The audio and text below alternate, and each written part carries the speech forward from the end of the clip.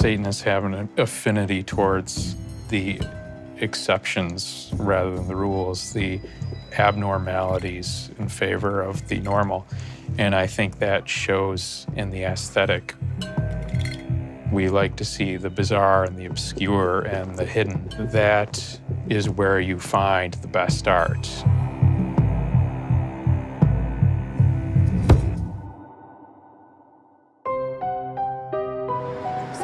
Bridge Street in Salem, an old Victorian house, once a funeral home. Now the new headquarters for the Satanic Temple, according to their website, a nationally recognized religious and political group.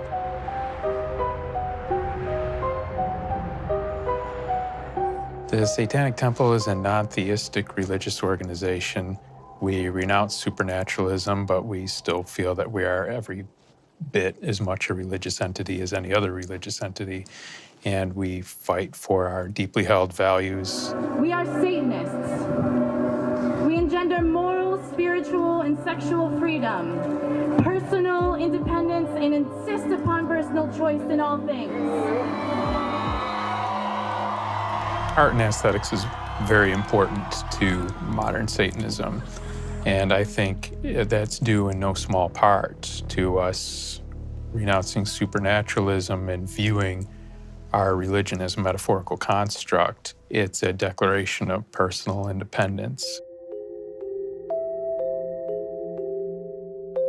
I use satanic imagery in my work to talk about the imbalance of power within our country, within gender, within sexualities. The attraction to Satan is one of the ultimate rebel, the one that wants to work against order, the authority, so to speak, of Yahweh, of God. Baphomet is a humanoid, typically goat-headed figure. When I was a Christian, this image was so jarring to me.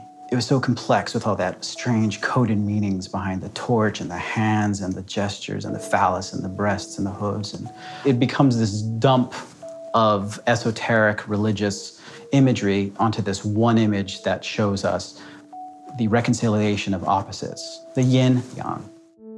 The piece behind me is the devil's kiss.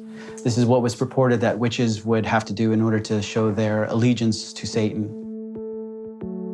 I very much love the dialogue of racialization of Satan throughout history. He was given an aquiline nose to represent very Semitic features, and he was also given blue skin or black skin to represent that as well. And so it was kind of Europe's interpretation of being anti-Semitic and also anti-black. So Satan is, in modern incarnation, is less of this biblical figure and more of this like, well, we think this group of people are the devil. But in my world, he has power. And so he's enjoying the hell out of it.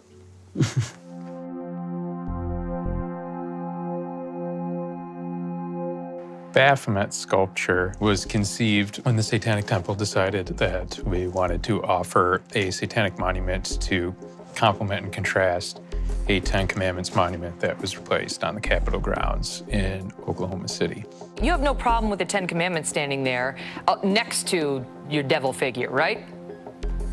That's correct, so long as multiple points of view are allowed. The thinking was if they were going to place a religious monument on government property, the government needed to maintain viewpoint neutrality, and they couldn't exclude another religious voice or preference another.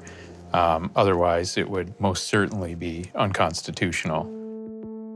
We wanted something that would commemorate the victims of the many witch hunts that helped inform us of how to run a better secular legal system. Baphomet is this ultimate symbol of redemption, which I see it as, is this, it'll show us this rebalancing.